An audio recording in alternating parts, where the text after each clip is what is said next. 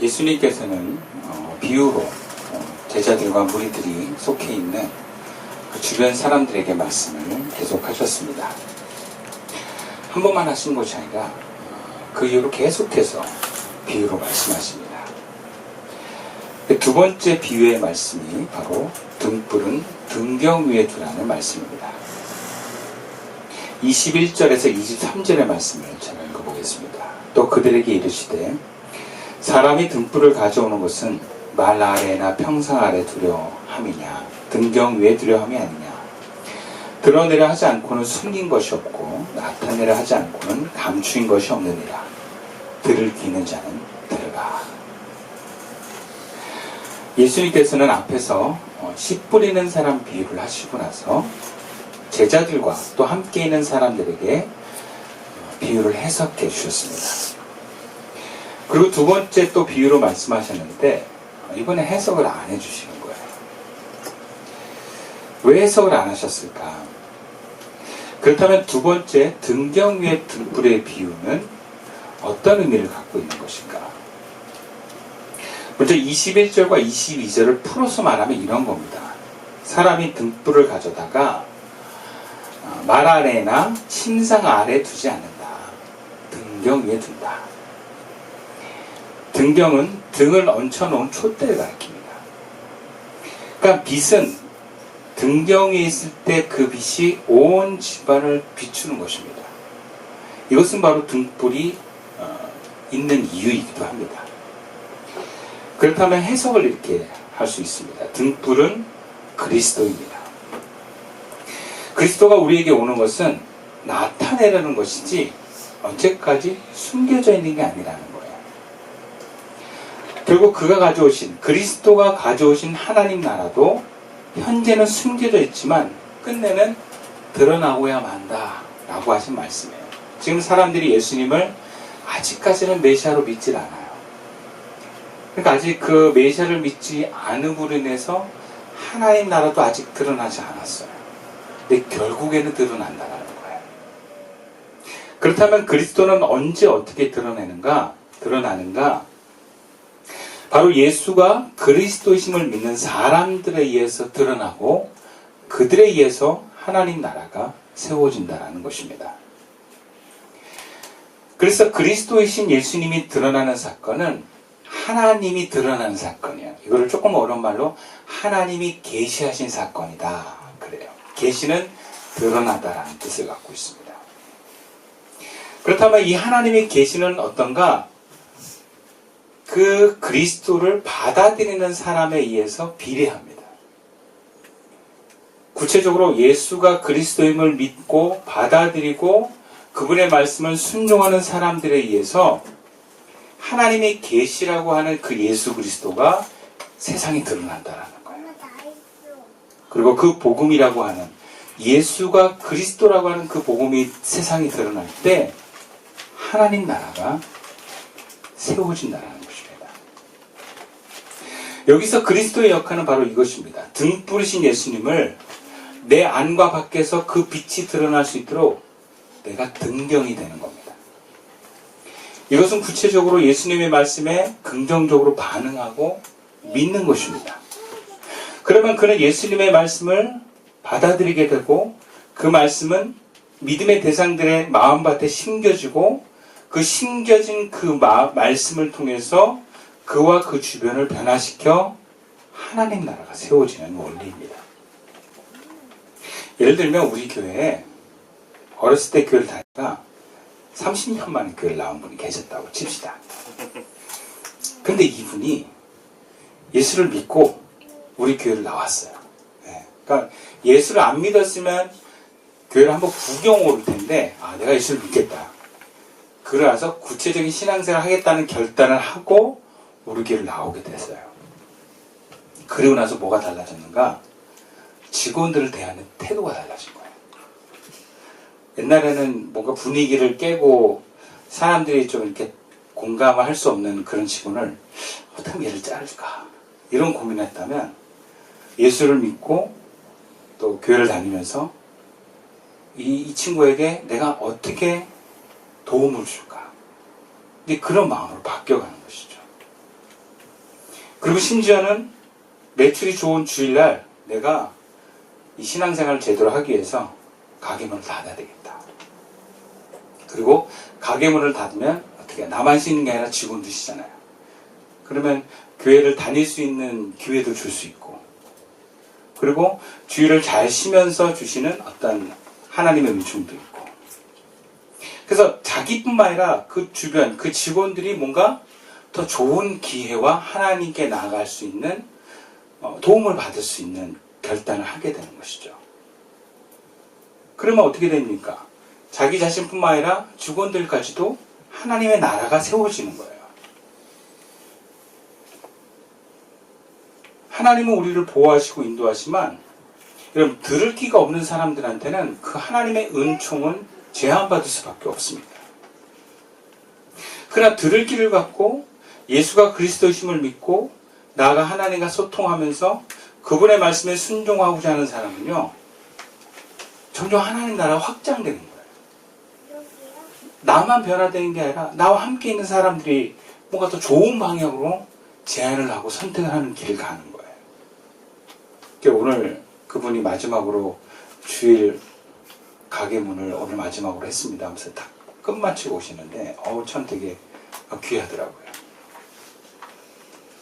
그러면 하나님이 그 가게가 잘 될 수 있도록 복을 줄 믿습니다. 네. 그러면 직원과 사장이 은혜를 받아서 기분이 좋고 그러면 거기서 나오는 제품도 좋지 않을까. 또 거기에 오는 사람들이 뭔가 그 기운을 먹고 힘을 얻고 위로를 받지 않을까. 제가 음식을 만들어 보면서 느낀 건 뭐냐면, 음식은 사랑이다, 이런 생각이 들어요. 그러니까 그 기운이 담아 있어요. 그래서 저는 개인적으로 프랜차이즈 안 좋아하는 게 공장에서 집어넣은 음식을 별로 안 좋아해요. 근데 뭔가 그 주방장이 요리하는 사람이 그걸 먹는 사람들을 생각하고 음식을 잘 만들면 그게 그렇게 힘이 나요. 제가 요즘 계속 자주 가는 가정식 백반집이 있는데 사장님이 그런 마인드가 있어요. 제가 사장님한테 사장님 너무 맛있어요 그랬더니 제가 집에서 만든 것과 똑같이 만듭니다. 그 먹을 때마다 힘이 있고요. 장사가 거기가 제일 잘 돼요. 그리고 제가 방학 때 우리 애들 먹이려고 도시락 싸갔는데 사람이 막 줄 서서 먹는데 도시락 담는 거 되게 꼴보기 싫거든요, 제가 볼 때. 근데 그렇게 많아도요, 따로 막 챙겨줘요. 네. 갈비탕 나오는 것도 도시락에 갈비탕이 안 들어가니까 국물하고 갈비하고 따로 담아서 주시는데 거의 3인분이야. 제가 거기 갈 때마다 음식이 꼭 맛있어서가 아니라 그분의 기운을 막 얻고 그 좋은 마음이 막 음식이 흘러나오니까 찾아가게 되는 것 같아요. 그러니까 단순히 내가 주님의 말씀을 듣기만 했는데 그 삶이 그 오는 손님들까지도 다 뭔가 좋은 생명의 기운이 흘러갈 수 있다는 것은 좀 하나님 나라가 확장되는 것인 줄 믿습니다. 그것은 인간 스스로의 의지의 노력이 아니라 그걸 믿고 받아들이는 말씀하신 주님이 그 안에서 함께 변화하고 세워가시기 때문에 그래요. 그것이 본문 26절과 29절 말씀입니다. 또 이르시되 하나님의 나라는 사람이 씨를 땅에 뿌린 것 같으니 그가 밤낮 자고 깨고 하는 중에 씨가 나서 자라되 어떻게 그리 되었는지를 알지 못하느니라. 땅이 스스로 열매를 맺되 처음에는 싹이요 다음에는 이삭이요 그 다음에는 이삭의 충실한 곡식이라. 열매가 익으면 곧 낫을 대나니 이는 추수 때가 이르렀습니다. 하나님의 나라는 하나님 나라가 그리스도에서 세워지는 곳입니다. 그것은 멀리 보이는 거대한 지산 왕국이 아닙니다. 그렇다고 저 하늘나라에 있는 천국도 아닙니다. 이것은 일상을 살아가는 우리들의 삶에 하나님의 일하심이다라고 볼 수 있어요. 하나님의 일하심, 즉 하나님의 역사는 현실을 넘어가는 초현실적이면서 사실은 굉장히 현실적입니다. 다시 말하자면 우리 삶에 구체적으로 나타나시는 하나님의 역사예요. 그리고 그 하나님의 역사는 구약에 나와 있는 것처럼 보호하심과 인도하심과 축복입니다.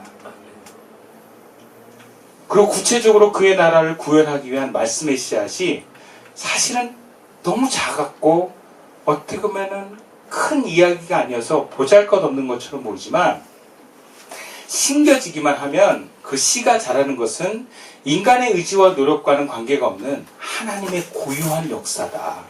성경은 그렇게 얘기하는 거예요. 오늘 본문에서 이렇게 이야기합니다. 그는 씨앗이 어떻게 자라는지 모른다. 그래요. 모른다. 본문의 표현에서 땅이 스스로 열매 맺는 것이다 라고 하는데 이것은 하나님이 온전히 자신의 주권적인 의사에 의해서 이루어진다는 것을 말합니다. 그래서 메시지 성경은 이거를 땅이 다 알아서 한다라고 번역을 해요. 그러니까 알아서 큰다라는 거예요. 내가 그 말씀을 받아서 애쓰고 노력해서 나온 결과물이 아니라 그 말씀을 받고 기도하고 순종하는 마음으로 살았는데 어느덧 열매가 맺혀져 있다라는 거죠. 우리는 그저 말씀을 받아들일 뿐입니다. 그리고 필요에 따라서 순종하는 것 뿐입니다. 아까 말씀드렸던 그분이 교회를 나가야 되겠다. 그때 그 말씀에 마음에 조용히 하나님이 너 주일날 교회 나가는 거 좋은데 너만 나와서 되겠냐. 그리고 그렇게 주일날 일하면서 교회를 나가면 누군가는 또 그 주일을 못 지키고 일을 해야 되는 거 아니냐. 가게 문을 닫아. 그 마음에 감동이 왔단 말이에요. 그걸 지키기가 얼마나 힘들어요. 근데 가게 문을 닫아야지. 그래, 주님 도와주십시오. 당장 닫자니 여러 가지 계약 관계가 있고 하나님 이루십시오. 하나님이 그 과정을 이렇게 도와주시면서 또 마음에 후회하심도 없게 중간에 아니야 이건 주님의 소리가 아니야. 가게를 더 열심히 운영해야 돼. 지금 얼마나 경기가 어려운데. 이렇게 바뀔 수 있는 마음들이 그 마음을 계속 바꾸지 않고 노력하고 하면서 마지막까지 이렇게 오늘 딱 마지막으로 마무리했습니다 하고 얘기했을 때는 정말 그걸 주님이 하신 것이라고 믿습니다. 그러니까 주님이 하신데 동시에 뭐예요? 나도 그 말씀을 간직해야 되는 순종의 마음이 있는 거예요. 다시 말하지만 하나님의 계시는요, 우리의 믿음과 순종에 비례합니다. 말씀을 믿고 말씀을 받아들이고 말씀을 지키는 가운데 하나님이 잘하게 하시고 하나님이 역사하는 거예요. 역할만 다를 뿐이지만 사실은 하나입니다. 사실 우리는 모두 행복을 꿈꿉니다. 사람마다 원하고 바라고 기도하는 행복의 모형들이 있습니다. 근데 그것을 방해하는 또 저항의 사건들이 있습니다. 불행한 사건들이 있어요. 그래서 저항이 없을 때는 원하고 바라는 일들이 이루어질 것 같은 희망과 기쁨을 누리지만 뭔가 방해물이 있고 어려움이 있고 하면 사람들이 갑자기 두려워집니다. 그럼 두려워지면 우리 힘으로 그 두려움을 뚫고 어둠의 터널을 빠져오는 것은 참 어렵습니다. 그게 안 되면 사람이 좌절을 해요. 난 안 되는 거야. 안 될 것 같을 때 사람들이 자기를 보호하는 방법 중에 하나가 나는 원래 안 되는 사람이구나라고 선택을 합니다. 그때 우리는 그리스도이신 예수님의 말씀을 들어야 할 때인 줄 믿습니다. 우리 힘으로 행복은 고사하고 어둠의 터널을 빠져나올 수는 없지만 우리가 그 가운데 주시는 말씀을 듣고 붙들고 묵상하고 있으면 주님이 언젠가 그 어둠의 터널에서 우리를 꺼내주실 줄 믿습니다. 다시 말하지만 그것은 인간의 노력이나 의지나 혁명으로 오는 것이 아니라 하나님의 절대적인 주권에서 오는 것입니다. 우린 그걸 믿는 것 뿐이에요. 그리고 믿음은 반드시 행함으로 연결됩니다. 행함만큼만 믿음이에요. 행하지 않는데 믿는다는 건 믿지 않는 거예요. 행동하지 않는데 안다라는 건 아는 것이 아닙니다. 그러면 그에 비례해서 나에게 말씀이 자꾸 들려줍니다. 나를 살리는 말씀이 자꾸 들려줘와요. 날 잘하게 하고 열매하는 말씀이 들리기 시작합니다. 저도 대학을 다닐 때 졸업할 때쯤에는 성악가로 살 자신이 없었어요. 목도 회복이 많이 안 됐지만 도저히 유학 갈 형편이 안 됐어요. 제가 유학을 그 당시 갈 수 있는 길은 두 가지밖에 없었어요. 하나는 뭐냐면 정말 돈 많고 함께 유학 갈 수 있는 여자를 잡는 거였어요. 그게 자존심상 그게 잘 안 되더라고요. 그렇게 가는 친구들도 있긴 있더라고요. 꼭 그랬는데 저는 그게 좀 안 되더라고요. 두 번째는 현지에 가서 일을 하면서 공부를 하는 거였어요. 근데 그게 20년, 30년 전의 얘기지 지금 그래서 공부를 못한다는 거죠. 그러니까 휴학도 안 될 것 같고 내가 배운 거라는 음악밖에 없고 뭘 해야 될까 굉장히 또 졸업할 때쯤에는 깜깜하더라고요. 한창 난 시험이나 볼까 막 여러 가지 생각이 됐을 때 그냥 그때 주님께 그렇게 물었어요. 주님 제가 어떻게 해야 되겠습니까? 그때가 수련회 때 겨울 수련회 때 주님 저에게 말씀을 하셨어요. 내가 너를 지명하여 부르나니 너는 내 것이라. 그 말씀이 그냥 하늘로부터 저에게 확 튕겨지는 말씀이었어요. 너는 내 것이라. 그러니까 이 부르심을 가지고 이게 이사야에서 나오는 말씀인데 알고 보니까 뭔가 이게 목회자로 부르신 것 같은 느낌이 드는 말씀이에요. 근데 그 당시에 저희 집안에 목회자로 이렇게 막 세우는 분위기 아니었어요. 이미 제 위에 형이 신학교를 다니고 목사로 부르심을 받아서 우리 집은 그 한 명으로 됐다라고 했던 분위기였어요. 근데 저도 그런 부르심이 있으니까 이걸 어떻게 해야 될까. 말씀을 받긴 받았는데 말을 꺼내기가 되게 조심스러운 거예요. 그거 어떻게 하겠어요. 그래도 그거를 포기할 수가 없으니까 말씀을 어쨌든 드러내야 되잖아요. 그래서 저희 형님에게 얘기했어요. 형님 제가 이 일을 말씀 받았습니다. 형님이 한 얘기가 뭐냐면 동생아 잘 생각했다 그런 거예요. 깜짝 놀랐어요. 나도 여러 가지 다 찔러보고 나도 해병대도 나오고 했지만 주의 종으로 사는 것만큼 진리 얘기를 하는 것만큼 귀한 게 없어. 내가 너 밀어줄게 막 그러더라고요. 그래가지고 그 신대원을 들어가는 공부하는 방법이라든지 이런 걸 저희 형님이 자료를 다 갖다 줬어요. 왜냐하면 자신들 신학교를 나왔기 때문에. 부모님에게도 얘기했어요. 내가 이런 말씀을 받았다. 하나님 부르심이 있다. 어떻게 생각하시냐 했더니 별로 안 놀라시더라고요. 사실은 기도하는데 이미 자기도 그런 말씀을 받았다. 부모님도 그러고 형도 그러고 그래서 제가 공부를 시작하게 됐어요. 아마 반대를 하고 그랬다면 또 기도해 봤겠죠. 어쨌든 그렇게 말씀을 따라서 가다 보니까 신학교를 나오고 오늘의 제가 이런 목회를 하고 있는 것입니다. 그 시작이 말씀이었어요. 내가 너를 지명하여 불렀나니 너는 내 것이다. 저는 지금도 그 말씀이 있지 않습니다. 난 주님의 것이다. 저는 그저 말씀을 믿고 그 말씀을 따라 감동되는 대로 산 것밖에 없는데 어둠의 털을 싹 지났어요. 그리고 제 삶에 하나님 나라가 펼쳐지고 있습니다. 우리가 아무리 무능하고 어둠의 터널 가운데 있는 환경에 있다 할지라도 그냥 우리에게 말씀만 들려주면 살 줄로 믿습니다.